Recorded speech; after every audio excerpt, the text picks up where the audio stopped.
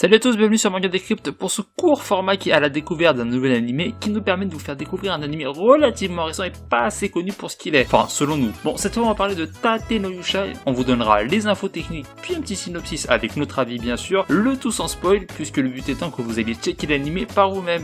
Bon allez, c'est parti. Tate no Yusha, The Rising of Shield Hero en anglais. Bon, pour les infos techniques, sachez qu'il est adapté du manga du même nom qui lui-même est inspiré d'un light novel. L'anime est sorti en janvier 2019, donc il n'y a pas si longtemps que ça au final, et on n'a qu'une seule saison.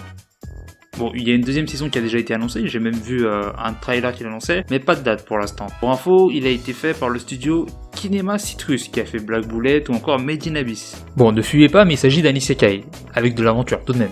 On nous parle ici d'Iwatani Naofumi, transporté dans un monde fantaisiste qui ressemble à un jeu, mais en fait c'est un monde réel. En gros on les a invoqués ici avec de la magie, c'est pas bon, genre on les a branchés avec un casque et puis voilà. Non, il y a de la magie, et lui il est invoqué en tant que héros au bouclier. Il y en a trois autres, le héros à la lance, le héros à l'épée et le héros à l'arc. On est quand même dans un monde en proie aux vagues. Donc en fait c'est des phénomènes qui se produisent régulièrement et périodiquement et ça déclenche en fait une pluie de monstres et d'êtres dangereux qui ravagent tout sur leur passage pendant un certain temps. Bon, sachez que les héros ont donc tous une arme légendaire, le bouclier, l'épée, la lance et l'arc, et ils sont censés évoluer au sein d'un groupe qui leur est propre, pas ensemble, pour monter en niveau, en stuff, etc.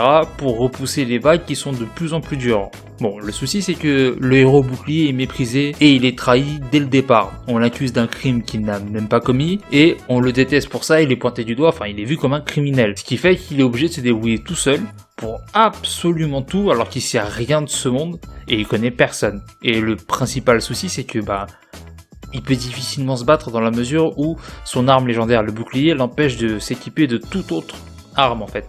Donc pour gagner en expérience, battre des monstres, c'est pas évident. Globalement, ce que j'aime bien dans cet animé, c'est qu'en fait le personnage principal est obligé de faire des choix assez extrêmes pour s'en sortir. C'est des choses qu'on voit pas d'habitude parce que c'est considéré souvent comme immoral. D'ailleurs, des choses qui le sont au final, mais bref. Donc c'est un héros assez dark qui baigne dans la haine et qui se montre froid et détaché exprès parce que comme je vous l'ai dit, il a été trahi dès le début et globalement ça fait qu'il repousse tout le monde et il fait plus confiance à personne, ce qui est normal. C'est ce qui fait aussi un petit peu la spécificité de ce personnage, mine de rien. C'est lui qui crée d'ailleurs la fulgurance. Il est différent des personnages principaux dans les autres animés qui reçoivent toujours de l'aide extérieure. Là non, il reçoit pas d'aide extérieure, du coup il est un peu obligé de montrer un peu le pire de lui limite pour s'en sortir.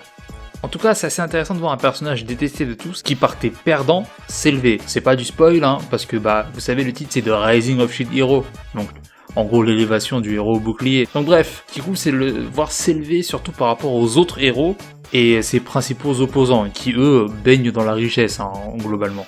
Détail original, c'est qu'on est quand même dans un royaume régi par le matriarcat, donc par opposition au patriarcat. C'est la femme qui a le pouvoir. J'ai vu beaucoup d'animés, mais de mémoire c'est quand même le seul où j'ai vu ça. Bon après si vous en avez vu d'autres, n'hésitez pas à le dire dans les commentaires. En tout cas j'ai trouvé ça original, et ça fait pas juste détail pour faire genre instant féministe ou je ne sais quoi, ça a vraiment son importance dans l'histoire, ce qui est assez cool. Bon en résumé pour Tate no Yusha, on l'a trouvé assez original, bien rythmé, les combats sont cool, c'est plutôt bien fait, je vous le conseille. Et voilà pour cette vidéo, n'hésitez pas à aller checker cet animé et à donner votre avis dans les commentaires, n'hésitez pas non plus à dire si vous voulez une vidéo bilan où on analyse avec notre avis bien sûr tout l'animé un peu plus tard, n'hésitez pas comme d'habitude à liker, vous abonner et partager, et sur ce, salut!